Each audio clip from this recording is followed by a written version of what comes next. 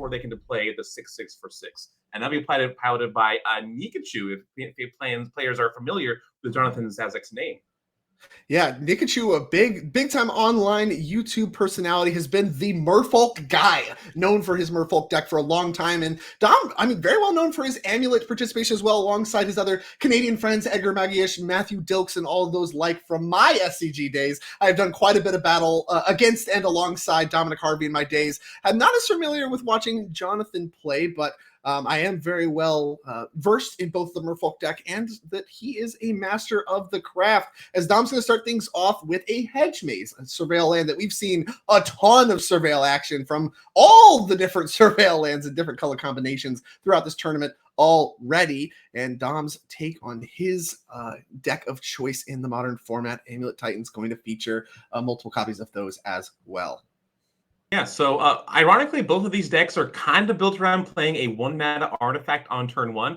We see the Merfolk's version of Aether Vial. That is in play. We're going to take that up, start playing some creatures without paying their mana costs. Some of my favorite words to see in the Magic the Gathering side. But meanwhile, Amulet Titan does have Amulet of Vigor in their deck. We don't see that on turn 1, which isn't exactly where Dom wants to be with Amulet Titan. But you know what? A Surveil land, put that Urza Saga in the graveyard, and we're not interested in that enchantment land anymore. Thank you very much. And we're going to see if Dom can start the ramp train going.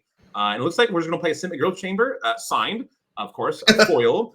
Foil. He's got it flexed out here for the Simic Growth Chamber. And we'll see if Nikachu wants to do anything on instep. It's going to be Vodalian Hexcatcher. That card does have flash, does not have to use Aether Vial to get that one into play. Let's go to turn 3, and it's going to be Master of the Pearl Trident. No islands, but doesn't matter. No blockers anyway. Attack for 2 and Aether Vial follow up. Very quick turn 3 for Jonathon, getting the pressure started.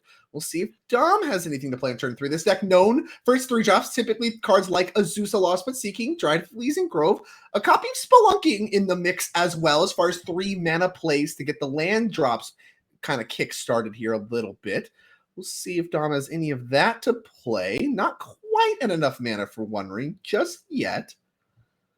Yep, so from Jonathon's side, this is kind of a classic Merfolk opening. We've played a 1-drop Merfolk that can interact with your opponent. Hexcatcher can counterspell non-creature spells unless they pay 1, which there aren't tons of in Dom's deck, but there is Summoner Pact, which probably maybe would cancel it, but it takes you off of 6-mana Primeval Titan math. But then that 1-mana Merfolk is backed up by a Lord, and we're started attacking for 2. Jonathon does have 2 amulets, which isn't exactly what you want to see, but what you do want to see from the Amulet Titan side is an Azusa Lost But Seeking, which will allow Dominic to start playing more lands into play. No interaction from the Merfolk side, which is rough for Jonathon, as you can see. But here comes a second Karoo land in the form of Gruul Turf.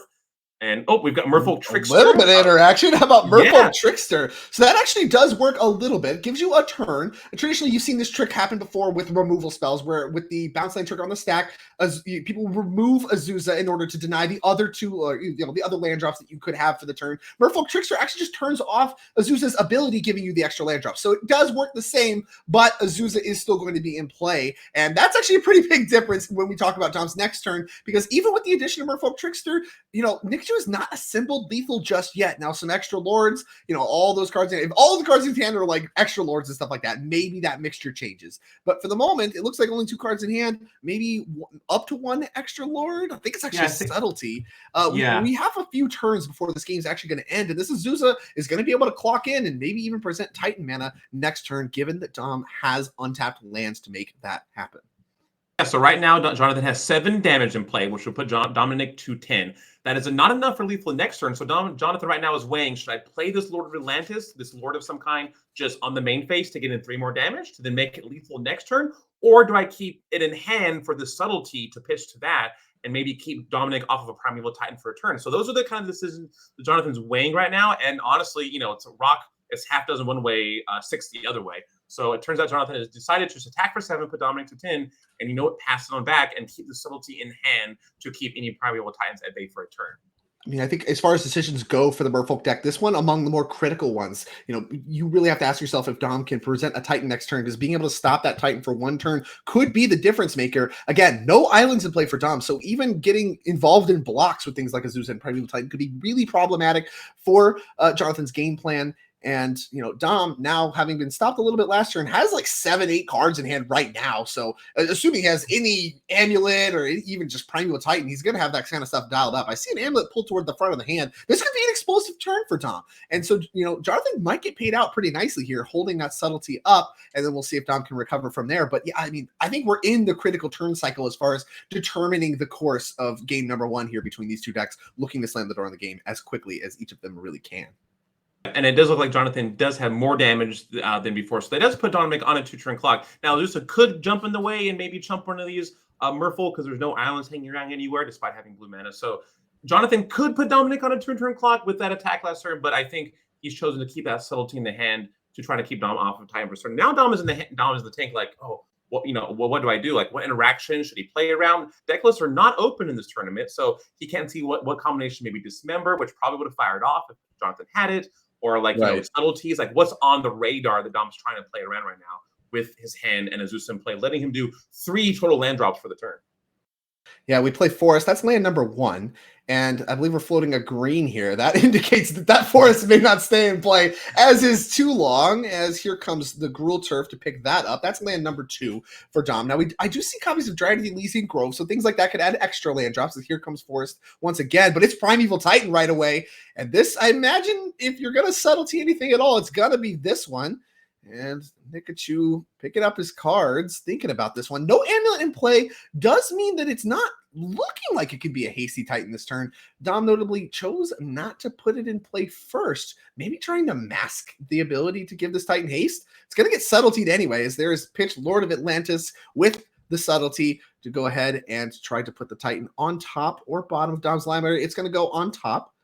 Let's see if there's any follow-ups for Dom. No cards in hand for Nikachu as he goes to untap.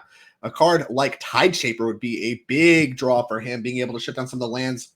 Not as many copies of cards like Spreading Seas in this Merfolk deck that you used to see in the past in order to really take down these Karoo lands and really actually give your Merfolk unblockable matters here as Azusa is getting involved in the blocking game, blocking the largest creature, which is 4 points of damage. And before damage, it's another Lord that was drawn. Lord.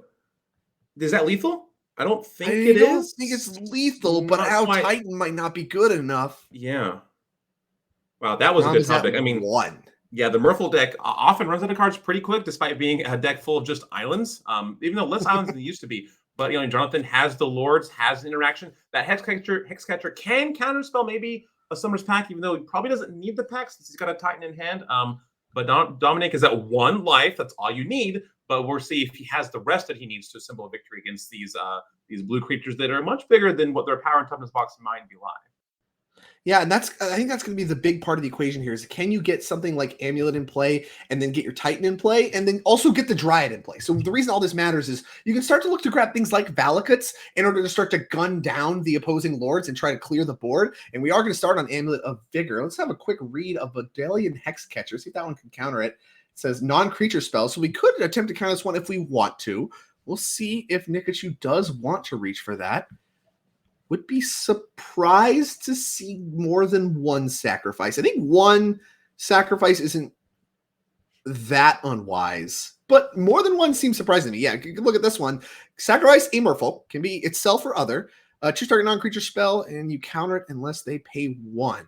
So Dom now showing just Titan mana up. So theoretically, if you counter this and Dom only has Titan with no land drops, the Titan doesn't have haste.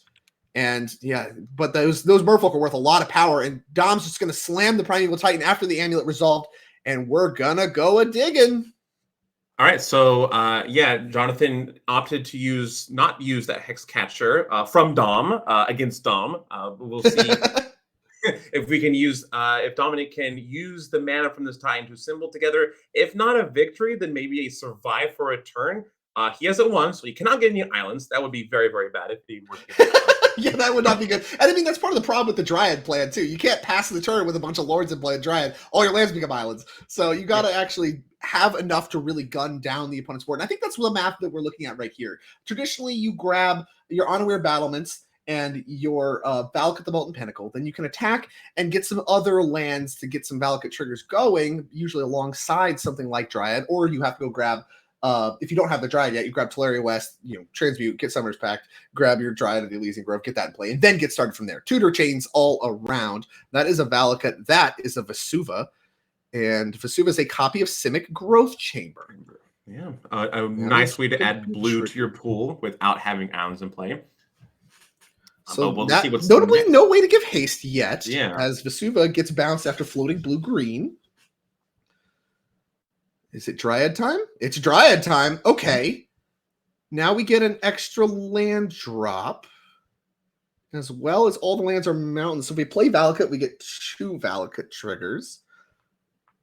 If you play Vesuva copying Valakut, you're going to get 2 Valakut triggers because they both see each other, and there's the requisite mountain count, and that gives you 2 lightning bolts and 2 blockers. Is that good enough? Yeah, there are 2 cards that give Island Walk on Jonathan's side. The Lord of Atlantis and Master of the Pearl Trident, which is a reprint, basically, of Lord of Atlantis. It doesn't have all of the Merfolk in play. So Dominic wants to deal 3 damage to both of them, but he can't because they're both lords, and the Hexcatcher is also a lord, so that's making them 4/4s, which survives 1 ping from the Valakut. So it looks like 3 to the Master of the Pearl Trident, and then 3 to the Hexcatcher. Yep. So the Hexcatcher was just a 3/3. That was the weak link in the Merfolk chain. And then we have the extra land drop. Right. We have the extra land drop then from Dryad, which is going to be this hedge mage, which is going to enter untap, give us a Veil trigger, and that'll clean up the rest of the lords. So we did find a way to break that up. That you're right. That Hexcatcher, the Vodalian Hexcatcher, the weak link in the chain. And now things look disastrous for Nikachu with that 1 turn, that 1 swing with the Valakut's Dom still at 1 life point, looking to be able to clinch this, and that's going to do it. Dom's going to win game number 1 in an impressive display of some Amulet Titan mastery. It looked to be pretty bleak from there, but all those cards in hand for Dom were able to convert into enough Valakut triggers to clear the board, have the Valakut Molten Pinnacle go to its Wrath of God kind of ulterior mode, and in the game in Dominic Harvey's favor. Impressive display. Yeah, that was just a really fun display of the types of gameplay situation you can find yourself in Modern. Like the Merfolk player, like, do you play the Subtlety? How do you play your lords? Do you interact with an amulet, with this Hexcatcher? How much? And then, like, all the play on the aggro side. On the other side, you're just playing lands and Primal Titan, right? No, there's so many ways you can sequence your lands, and when you play your amulet, and like what do you search for with all your tutor changes. There's so much play that went on in that game in the 4 or 5 turns each side had that just was a joy to watch. And it really makes Modern like my favorite format to watch and to play. It's really fun. And both these players are like excellent at their decks. You can tell they've been around for a while. They're both known for these deck lists, and it's really fun to see these masters of their craft really at work. But now, more games are played sideboard than main decks. So now we're going to see what the players are siding board in for this matchup. So we're taking a look at Merfolk by Jonathon Zaczek. He's got 4 Stern Scolding, 2 Dismember, 2 Aether Gust, 2 Merfolk Trickster, 2 Spell Pierce, 1 Subtlety, 1 Force of Negation, and 1 of the old Spreading Seas. Drake, what do you think Jonathan's going to be doing against this Primal Titan Dennis? So there's some obvious standouts. We're talking about cards like Subtlety, cards like Spreading Seas, and cards like Aether Gust. These are the cards that look like slam dunks. They're actively, either free interaction in the case of Subtlety or just very efficient interaction in the case of Aether Gust, and really be able to take care of Primal Titans, whether or not there's Cavern of Souls or anything like that involved. Also have some range against other targets. You can Aether Gust the Azuzas, the Dryads, all the things like that. Those cards are exciting. And then things get a little bit harder. You have to actually make the decision, how many Dismembers do you want in your deck to try to pick off things like Dryads and Azuzas? How many, do you want Stern Scolding to try to stop them from happening in the first place? Do you want something like Spell Pierce to reach for, especially with you on the play? Maybe it could be good as extra 1-drops. These are things to think about. Spell Pierce is probably the worst of that bunch, but you get to tailor your interaction, and you do want to load up on interaction. I think the Amulet Titan deck, as we saw there, has enough resiliency when it combos to stop you, even if you have lethal on board, and that's a big problem for the Merfolk deck. So being able to have cards that shut down some of the land ramp, like Simic Growth Chambers, stuff like that, like Spreading Seas, as well as things that stop all of the creatures that propel Dom forward. Those are their best cards, but I think you do want to try to get some other interaction as well, and what exactly that mixture looks like is kind of for Jonathan to decide, not for me. He's the master. I don't want to try to speculate too hard. Yeah, exciting. We'll see what Jonathan does, bring in all these blue cards for against the green deck. And now we're going to take a look at Dominic Harvey's Amulet Titan list. Here's his list and his sideboard. 2 Generous Int, 2 Spelunking, 2 Dismember. Dismembers are everywhere. 1 Tormod's Crypt, 1 Thragtusk, 1 Endurance, 1 Roxanne Starfall Savant. Very excited to see that one. 1 Colossal Sky Turtle, 1 Colony Garden, 1 Radiant Fountain, 1 Castle Garen Brig, and 1 Gemstone Caverns. Dominic, what do you think the plan will be here with an absence of Cavern of Souls against this mono blue deck? Yeah, no Cavern of Souls against mono blue could be probably pretty rough. Not even one on the sideboard for Dom. I have to imagine if you have a Gemstone Cavern in your deck, you're bringing it in on the draw basically every time. So I imagine that one's going to be coming in for some kind of land replacement. The same is probably true for Radiant Fountain. That card is likely there for these aggressive style matchups. Having that as an option when you're going to search with Primeval Titan, I think is a big deal. So being able to go find that one, get some life, and really kind of swing the tides a little bit can matter, can come up. Those are the obvious ones to me. Beyond that, I think you do want copies of Dismember, being able to break open the Lord chains and really prevent a lot of damage in that way, as well as shutting down things like Tishana's Tidebinder that could really shut down your Primeval Titan and all it does, as well as the Tide Shapers that can shove some of your lands. It has enough versatility. There's enough creatures that you do actually want to remove, not just try to overpower. But I do think you want to include a couple copies of removal spells. But again, you really need to be careful not to dilute your deck too much in this matchup. And so I don't know how many changes you want to make beyond that. Things like Spelunking maybe can come up if you're trying to go fast, but I don't know that Dom's going to reach for that aggressively. Yeah, it'd be interesting to see just how much players, like you said, dilute their deck to take on the opponent's threats. The Merfolk deck probably doesn't honestly want to change what they're doing a whole lot. Their sideboard is a random mix of good blue cards in certain situations. The Stern Scolding isn't great against the Amulet deck outside of 8 creatures. That maybe that means they're good enough. This is so hard. Merfolk is such a hard deck to play, like you said before. In game 1, they had 2 amulets of 2 Aether Vials in play. If that 1 Aether Vial was literally any other creature in the deck, Dominic Nikachu probably would have came out on top because he got down to 1 life. So really, you don't get a lot of selection with the Merfolk deck. You kind of just play what you get, but you have lots of play to them. So I'm curious to see if Nikachu brings in these Dismembers, these Stern Scoldings. Definitely Aether Gust against the mono green deck is probably coming, but that's 2 mana, and 2 mana might be too much for modern nowadays. But then, yeah, so I'm excited to see exactly how these players sideboard and see really sweet games. I'm hoping for a game 3. I don't want to choose sides, but I just want to see lots of Magic scene being played. Yeah, I tell you what, every time we get to watch, high caliber players playing spicy decks, which I think we've seen a lot of already across these first 3 rounds, no repeats in decks, and honestly, masters of their craft across the board for the most part. People I've seen play before, people that have results, or plenty of results on their favorite archetypes. Really, highlights what makes Modern so awesome. Is you have these various different archetypes where you have people that play them in and out, all day long, and they're masters of them, and they're still getting the job done, even in the face. People talk about Domain Zoo, a deck we haven't even seen yet that we'll probably see quite a bit as the day goes on with Leyline of the Guild Pack and things of that nature that's kind of taking over Modern right now. Haven't even seen that yet, but we've seen a ton of high stakes and high competition Magic already so far across 6 different decks. I mean, this is awesome stuff. This is incredible to see, and some wild play patterns across the board for all these decks. Very iconic in the way they play. As here is turn 1 Aether Vial, one of the iconic plays for the Merfolk deck from Nikachu. Yeah, Jonathan plays a Merfolk land and plays the Amulet, and Dominic answers with an Amulet of Vigor, but it didn't quite get there as Force of Negation comes out, the 1 of copy in the sideboard in the opening hand against the Amulet, and Jonathan is sitting pretty, except for no second land. Looks like just passing it right back with some Lords in his hand, but don't worry, Aether Vial, good things come to those who wait, and in turn, these Lords will be coming out, maybe even attack with Mutavault for 3 damage. Right. Yeah, no second land, I think, for Nikachu really speaks to how highly he valued these 2 copies of Force of Negation in his opening hand. Clearly kept those in. I mean, I wasn't sure necessarily how many he was going to keep in from the main deck, if he even wanted the one on the sideboard. I think the way this game has played so far certainly indicates, A, that he wants to interact a lot more, and B, he really highly values these Force of Negations in this matchup. And we'll see, what Dom can do. Both these players kind of limping along with their mana. And on the upkeep with the trigger on the stack with Aether Vial, he wanted to make sure no one's coming in there at end step. He's going to use his second copy of Boseiju Who Endures to channel and blow up the Aether Vial, which does give Jonathan a land, but I mean, very clearly kept that hand intending for that Aether Vial to solve all of his mana problems throughout the game. Not going to be the case any longer. Yeah, a lot of the Lords in Jonathan's hand and in his deck both cost UU for their mana value. 2 UU. It's not colorless in 1 or generic 1. It's U and U. So he still was kind of banking, like you said, on that Aether Vial to deploy his Lords. So we'll see if he draws a land for the draw set. But Dominic was able to use 2 of 3 copies of Boseiju. It might be legendary land, but when legendary lands have off ramps of spell, it just disenchants or Path to Exile for non-creatures, that's pretty good. And I like the play so far by the players. But Jonathan is like, you know what? I'm not going to attack. I'm just going to pass it back. What could this mean, not attacking for 2, do you think?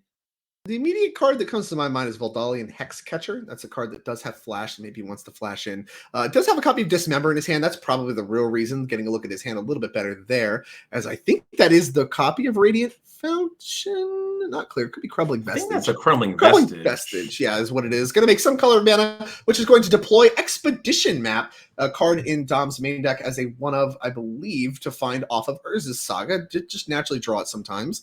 And I think we're thinking about interacting with this in some way, maybe Force of Negation. Yeah, he's got a second Force of Negation, but is this map worth Force of Negating? You know, we'll probably have to pitch a Lord. Oh, Hexcatcher just comes into play and lets it resolve. Okay, so Dominic does cash in the Expedition map. Now, this deck, this is basically a commander toolbox deck. There's so many little one-ofs and like ways to tutor for things, and those things tutor for things. So kind of like a mix of cube, commander, and like modern, which is awesome to see. And it looks like we do have the Radiant Fountain. There's the Radiant Fountain. We found it. We found it. There it is. That, I think, speaks to how many lands are already in Dom's hand. He has to have quite a few, I think, Karoo lands already dialed up, ready to bounce some lands in order to really be reaching for that right now. So I think the find here is certainly indicative of how he expects this game to go pace-wise. As the Mutavault fired up, you wanted it to happen. Here it is. Yeah, there it is. It gets in there for 3 damage. That's so powerful. It's my favorite reflection I've ever seen attacked in my life. So with the 4 damage, it's taking Dominic down. And, you know, Jonathon has the beats. He's got 4 damage every turn, and maybe there's some more free counter spells in his hand. For what and here's a spot too with him being patient with the Expedition map.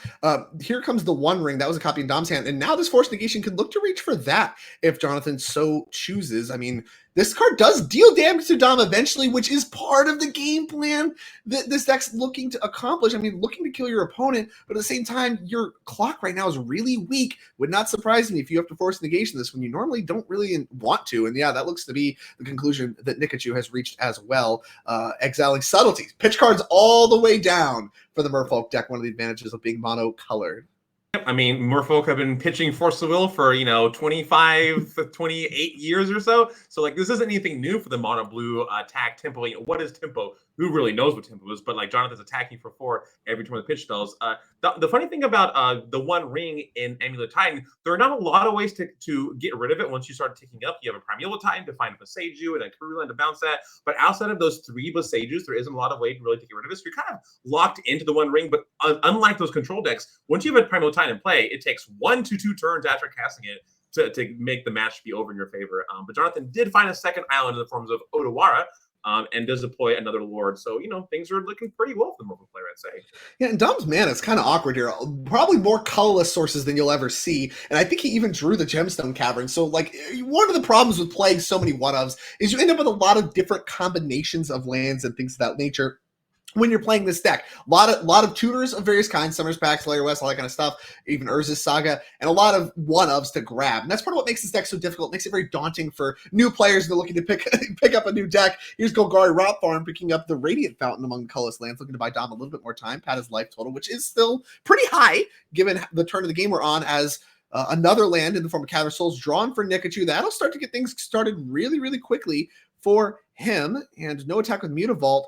I think, especially with another land played, Dom has to have something on his radar, and there's a lot of cards it could be, but I think Tishana's Tidebinder is a card he's already played around a little bit this game, talking, of course, about cracking the Expedition map main phase, and this Primeval Titan's going to eat the Tishana's Tidebinder trigger, so it has to be not too surprised to see that, but it does still block just fine. No islands in play, and having the 6/6 to block could be a big deal here for Dom. Yeah, so meanwhile, Dominic's turn 5 looks like a commander play. You had a Golgari, a Golgari Karoo land Rot Farm bouncing, like a Radiant Fountain or something. This was like commander playing and then playing Primeval Titan turn 6. This was really commander a few years ago.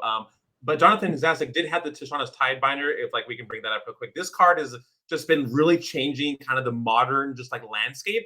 Anytime someone has 3 mana in play and you have a fetch land, watch out, they might Tidebinder you. So while this Tidebinder is still in play, this Primeval Titan is just a vanilla 6/6. Now, if Dominic can get rid of the Tishana's Tidebinder, the Primeval Titan's rules text does come online and you start doing this thing. But right now, that makes the Titan just a vanilla 6/6, which there are no islands on Dominic's side, despite his creature island walks. So he's going to crash in here and see what Dominic wants to block with. I love this attack. I mean, On the face up, looks like, okay, yeah, I guess I just got to attack, got to get some damage in. But actually, Nikachu has a copy of Dismember in hand. So if blocks, really, if Dom makes any kind of block, he can Dismember before damage and then just eat the Primeval Titan with the attacker, which nothing is a 1/1. So he can just eat it with the attacker plus the Dismember will actually just take care of the Primeval Titan. You get to keep your creature and still push damage. So, I mean, Dom very incentivized to block, I think. But at the same time, this attack actually represents quite a bit of value for Nikachu as well. So we'll see what Dom decides to do. If he just takes no game action, I mean, a vanilla 6/6 isn't worth a lot. So I think he is incentivized to block, and he does. Yeah, I played Magic with Dom a whole lot, and I know for sure he had Dismember on his radar with this block. You kind of look at him, he's like, I kind of got a little tell, like, he's like, well, they might have Dismember. Jonathon probably Dismember, but can I even afford to not block? Like, if you die to Wrath of God, like, sometimes you can't play around it, so you just do it anyway. So you have Wrath, you have it. And that's exactly what Jonathon had. He had the Dismember, puts Dom to 6, with lethal on board, so Dom really has to figure out something to assemble. But I don't think Jonathon has any cards left. He's deployed the last remaining threat in Svyelun of Sea and Sky. So it's up to Dominic's turn to survive this turn long enough to maybe deploy Titan. He does have a Summoner's Pact in his hand, but there is the Hexcatcher in play, which could maybe make it where he needs 8 mana. He can only get 7 this turn. So there's a really lot to think about, but I'm excited to see what Dominic can figure out because he's just been a joy to watch so far. Yeah. It has been a pleasure. Yeah, you saw Svyelun added post-combat. That one doesn't get to attack right away, so no sense really to play it. The ward doesn't come up too much, but it is a very good attacker, as here comes a copy of Summoner's Pact. And we've seen this before. This is what we saw last game. Nikachu has a pile of Merfolk, Vodalian Hexcatcher. Dom's like, I'm going to cast some non-creature spells. You want to sack any stuff? And Nikachu has to tank and think about it. He's at a really low life total. Even if he sacks some, maybe he still dies. This feels very much reminiscent of game 1, where we've navigated the game to where Dom has nothing in play and a bunch of cards in hand, and Nikachu has him super down on board. And last game, Dom was able to blow up all the Merfolk and win the game. And so Nikachu is certainly not looking for a repeat of that nature, having to think about this Summoner's Pact. This reminds me of like Force of Will. Like, I just cast the card. You got to make all the decisions now. So we're seeing. You said Madness for blocker? Pitch cards are for blockers. These are for blockers. Yeah, I'm just casting my spell, and I'm just your turn. Yeah, do you have responses? And then we'll see what Dominic searches up. Will probably be a Primeval Titan. But now Jonathan's like, oh, does Dom have the 7th mana in hand? How much can I afford to get rid of? Like, what's my power if I sack these two Merfolk? This Mutavault in play, like, can I quite get there? So it's so much math to think about on the Merfolk player side that I don't know what the right answer is. But Jonathan's like, you know what? Just do your thing. I want all my power. What's the worst? Yeah, I don't hate this approach, especially if he draws his copy of Spreading Seas, if he draws any of the Tide Shapers, which have been notably absent this entire game, would have been great at every point in this game. Shutting down the Karoo, making your creatures unblockable. Blocking has come up huge for Dom over and over and over again. As here comes Primeval Titan. Nothing that Nikachu could do about that. Has used all of his pitch cards for this game, which has been quite a few. And here comes a few lands with Dom at 6. I believe we're still facing down lethal, even blocking the biggest thing. So we're going to need some help. Colony Garden can add a blocker to the equation. Assume that is actually in his deck. Yeah, do you think we're looking for maybe the Handwear Battlements for a haste, but to get 2 more ways to like maybe survive? I'm not sure. If there's a way Dom can find it. If you can grab Bounce Land plus Onward Battlements and have an untapped red source in hand, you can give haste the manual way. I do not believe Dom has actually played a land for turn quite yet. That was part of the equation there a second ago. And it's actually, okay, I think this is going to be Colony Garden, pick up Colony Garden, replay Colony Garden, just make blockers and hope that, nothing comes off the top that actually just kills you. And I believe we're doing that math right now. I do think 2 blockers is good enough. So we did board in the Colony Garden, notably not in the main deck any longer. Used to be, no longer. Now in the sideboard, did choose to bring it in. Maybe some intent that blocking is going to matter. So yeah, there we go. He does indicate that he's going to bounce it with the found Gruul Turf and then replay it as his land for turn, making 2 plants. 2 plants in a Primeval Titan on blocking duty. What can Nikachu find off the top of the library to solve this problem? It's Lord of Atlantis. Does that do it? I don't know. I don't know. Blocking's still on the table. Maths for blockers. Yeah. But I think every threat's lethal, and there's 5. Or sorry, every combination of 2 threats is lethal, and there are 5 threats and 3 blockers. So I believe this is lethal, and it is lethal. And Dom is going to pick up his cards. A huge top deck for Nikachu, and back and forth for these players as we do get a game 3 as you wished. You manifested this. Thank you. I mean, I'm sure Nikachu is happy for that. But yeah, that was Merfolk is a deck that the cards are so impactful, even more impactful when they're all combined together. And sometimes you're like, well, just knock on the top of your library, but I hope I draw a card. Oh, Lord of Atlantis, GG. And that's really fun to see. My favorite play, I think, of the game so far, though, was Dominic activating Expedition Mech and finding Radiant Fountain and just playing that for 2 life. Like, that's such a heads-up play to know that, my life total is extremely important again in this matchup. And of all the lands in my deck, I'm going to find the one that's 2/3 of a healing salve and just get that in play.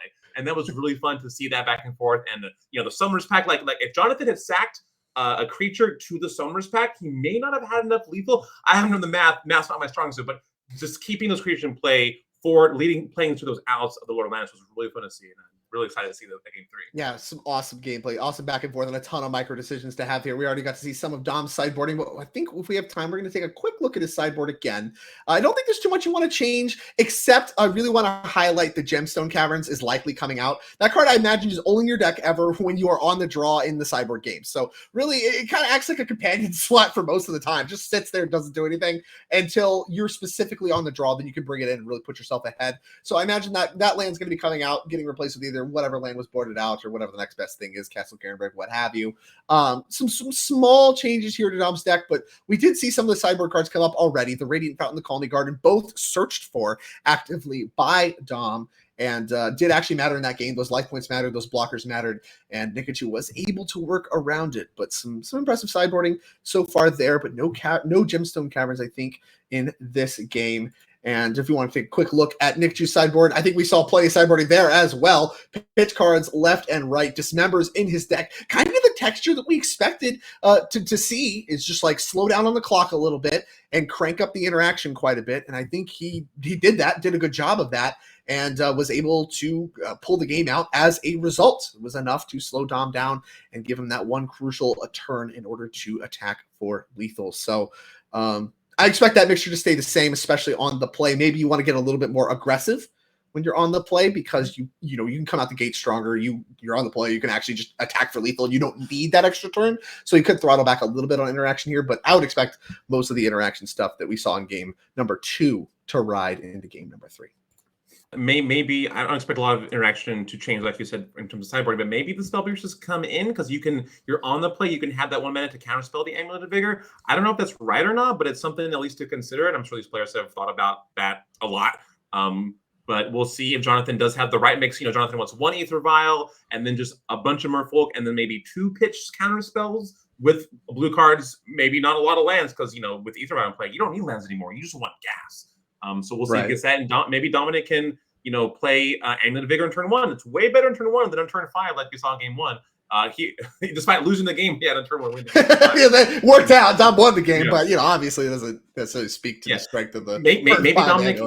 Maybe Dominic even boards out the Dryad, Ilysian Groves, a few of them, because usually a 2/4 for 3 is okay at blocking these creature decks, but not against this aggro deck in particular because it turns all your lands into islands. So the turning your stuff into islands is brutal. You have to basically play it last. Like, I mean, thinking about that, even if you don't board it out, changing your play pattern is probably true, right? Where you don't want to just jam it on 3 to make your extra land drops because now all the Merfolk are unblockable and you're just getting beat up. Whereas, if you play it after your Titan, like we saw in game number 1, where Dom actually did convert to a victory, where you can kind of play it after you've grabbed the Valak and just start killing stuff right away, and then don't have to deal with the Lords anymore. That's a much better sequence and kind of the way you want the mixture to go. You do actually want it to go like game 1, where you draw the Azusa, the one of Azusa that you have as your ramp piece, and not the Dryads. The Merfolk can actually be blocked. Yep. So it looks like both players are mulliganing. When you mulligan, you feel pretty bad. I got to run a 6, but when your opponent joins you and going to 6, you're like, this isn't so bad. I'll take this. We saw Jonathon had a Dismember on the bottom of his deck. Maybe Jonathan's looking for his 1 copy of Spreading Seas and didn't find it. Maybe Dominic's looking for his 1 copy of Roxanne Starfell Savant, didn't find it. But both players are going back to the source and trying to draw up 7 fresh ones in this really fun game. But they're talking to each other, they're having a fun time because modern's fun. Modern too, David. I'm talking in the booth with you. I'm having a good time. And if you at home are also having a good time, a great way to support what we got going on here, all this awesome modern magic and the NRG series at large, you can follow and you can even subscribe here on Twitch if you want to do things like support the channel and remove ads, both of which I think are notable goals when watching paper magic coverage. But if nothing else, just following and helping us grow the channel and get more paper coverage for you is an awesome way to support us and, of course, support our sponsors. Ultimate Guard is sponsoring this event, the top 16, and a lot of our side events. Going to get a ton of sweet Ultimate Guard swag. Ultimate Guard stuff is actually one of the brands I use for all of my deck box needs, and it should be the brand that you are using as well, and that these players will get a ton of extra swag for as they make their way into the top 16. Have to imagine we're going to see some of the players like Dom and Nikachu in top 16 as well, masters of their craft, supporting hopefully some Ultimate Guard swag at the end of the day. Thank you very much for sticking around and watching. We'll see, do we have hands that we like? Yeah, Jonathan is kind of in the tank. He looks like he has one land, maybe two, but a bunch of Merfolk. Can he afford to go even lower? And Dominic looks like he's kept his hand of 6 and is throwing one card back, and we'll see what Jonathan decides. So one thing that makes, I think, Amulet have as much staying power in this format as it does, especially with how kind of two-sided it looks. When you think about Amulet Titan, a lot of times you think about Primeval Titan and big mana and, you know, like Tron, you put it in Tron Scapeshift camps, but it can kill you on turn 2 and 3. But the kicker is there's no cantrips, you know, once upon a time has been banned. So you have to like find the right mixture, and there's a lot of tutors that facilitate that. But when you're talking about these scrappy mulligans, because you do have to mulligan quite a bit because of these weird hands you can get with Amulet, you actually can keep a lot of fine-ish hands with things like bounce lands in order to recoup the card advantage.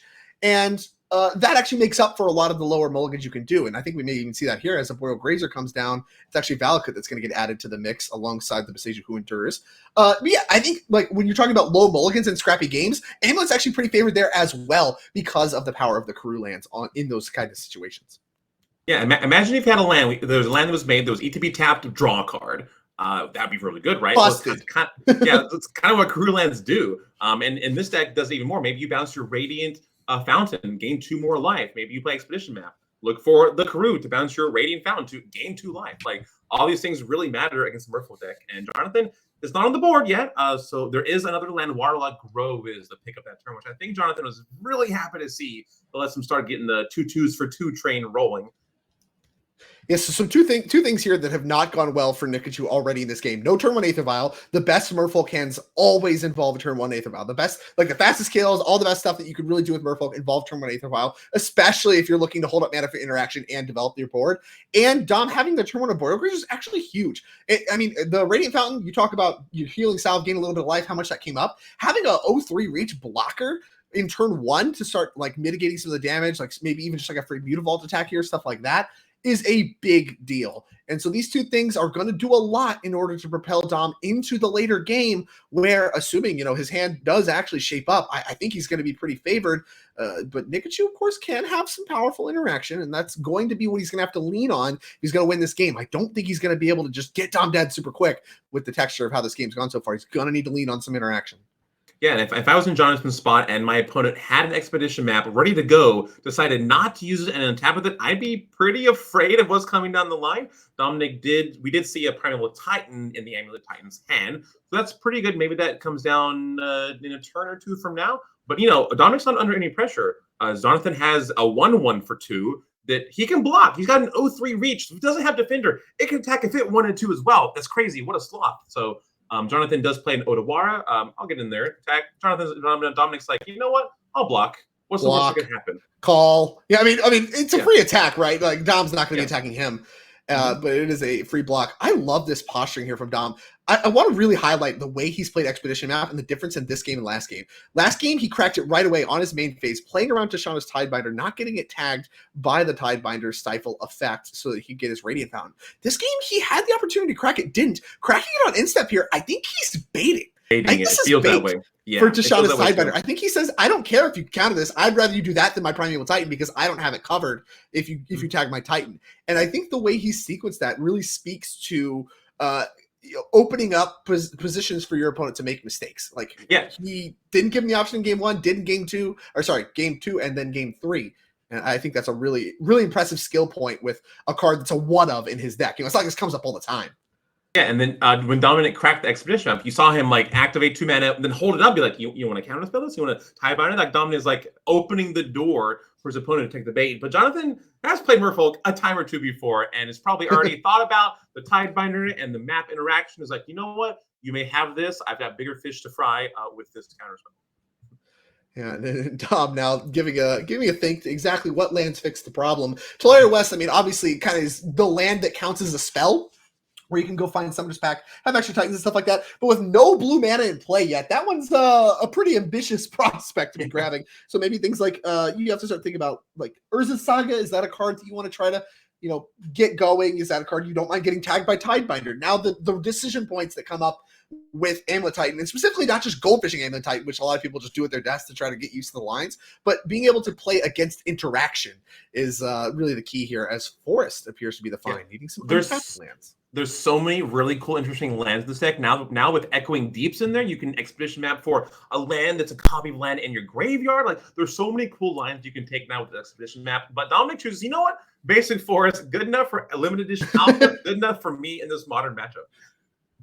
And that's exactly seems to be the case. And we do know about Radiant Fountain, which is going to be deployed right now. That's going to give Dom a little bit of extra life. Padded to 24, is he? And it's Roxanne! No, it is Roxanne. Oh, my goodness.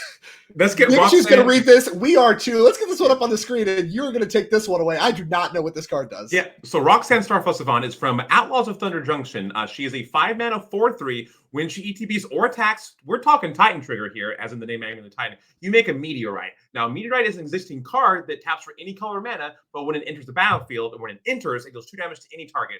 In addition to all that, whenever you tap an artifact token for mana, such as the Meteorite or a treasure token, you add an additional mana. So this is like a mid-range kind of 4/3 for 5 that kills the thing and it adds mana. Normally something you'd expect to see on the commander tables where there's 4 players, 400 cards, not in tables where we see 120 cards among 2 players. So this is a really exciting card to see in play. And this is all I was rooting for to happen, was to see this commander-centric card appear in Modern, one of the toughest formats around. But this, I think, is the only OTJ card in these 75, 150 card matchups. And I'm so excited to see it come into play and try to kill the Vodalian Hexcatcher. Unfortunately, it does have a triggered ability. It has multiple triggered abilities. And a Tidebinder came down that didn't hit the expedition map. But Jonathan was like, you know what? No expedition map for me. I'm saving this for your Roxanne Starfall Savant. I mean, hey, whatever. Still 4/3 that attacks and blocks, and that certainly matters here, as no islands in play once again for Dom. Yeah, thank you for the breakdown on that card. A lot of text, and I did not know that one. Did not expect to see that one today. Cards I prepared. Cards like, the Slick Shot show off, and the Centauro the Infiltrator. None of that. Instead, we get Pillage the Bog. We got Roxanne. I mean, it just shows how awesome it is when you're talking about Modern and the impact that new cards can really have on the format. We've already seen a wide range of impact from various cards, Outlaws of Thunder's Junction, Roxanne, a maybe neat addition here, especially in these creature matchups for Amulet Titan decks, as here comes a rumbling attack with Tide Shaper, turning that Gruul Turf into an island, making all these Merfolk unblockable thanks to Master of the Pearl Trident. Oh, we are thinking, the Tide Shaper can't attack. Okay, cool. We also saw a Master of the Pearl Trident around to, make these Merfolk even larger. So that Gruul Turf can still tap for red and green. It still has 2 mana. You're not spreading Seize It and turning it off, but it just basically makes it unblockable for all the Merfolk. And this Tide Shaper, a relatively recent card to Modern Horizons 2, is really showing how the strengths of the Merfolk aggro deck. The power and toughness isn't as big. You need more cards to happen, but when you get them all together, they're unblockable. You interact with your opponent. And Roxanne, may not have what it takes to tangle with all these cool Merfolk that Jonathan's running. Yeah. Is Tide Shaper really doesn't... I thought Tide Shaper actually it just did the same thing as Spreading Seas, where it turns it into an island, and then now it only taps for blue. Okay, if that's true. I just know it becomes an island. I don't actually know. I'm actually curious. I don't know. Tide Shaper's not a card I've played with as much as Spreading Seas. Let's get that on the screen real quick. But Tide Shaper is a battlefield. There's a catch. Target land becomes an island for as long as Tide Shaper remains on the battlefield. I think that means it just taps for blue. Well, we're about to find out as he's tapping it for mana. This seems like an important bit, because that takes him down a whole mana, which takes him from Titan mana to not Titan mana. So it has to be just blue because he doesn't have mana floating. Here comes Dismember going after, I believe, the Tidebinder before playing a land. So we can do the Meteorite thing that you were calling out last turn to be able to start to gun down some of these Merfolk. I mean, if this Dismember resolves and Roxanne starts to work again, I think that's a disaster for Nikachu. Yeah, it does look that way. It's just an island, but that's okay. We've got Roxanne in play. All our problems can be solved. Roxanne solves everything. Roxanne solves everything. It's basically a Primal Titan for 5 mana when you think about it. They're basically the same card. The green heavy to be triggers. Yeah, I mean this card was made in 2024, so that means it's better than the card made in 2009. So that's just how Magic works. So here comes Roxanne. make a Meteorite token. I'm sure we have those on the table ready to pull out for the coverage. And it takes where's our Meteorites? Come on, Table Spotter. You didn't have Meteorite dialed up? What's going on? Yeah. So that Hexcatcher, it looks like, is going to be hitting the bin.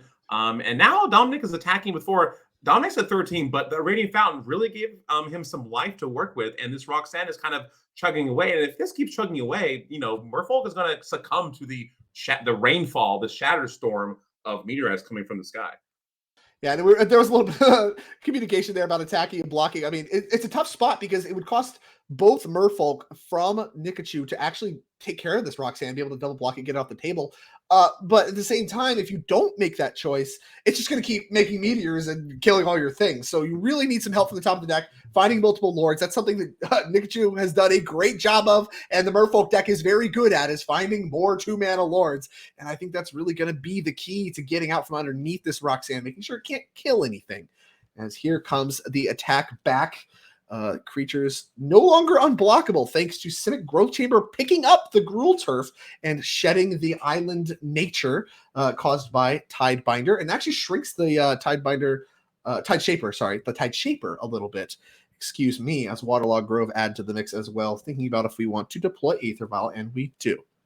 Aether Vial, much less impressive on turn 6, 7, wherever we are, rather than turn 1. So Jonathan does have a Subtlety in hand. Subtly enough, not a Merfolk, but like normally you'll counter a Primal Titan, which is all fine and good, delayed for a turn. But Roxanne is kind of just going to town.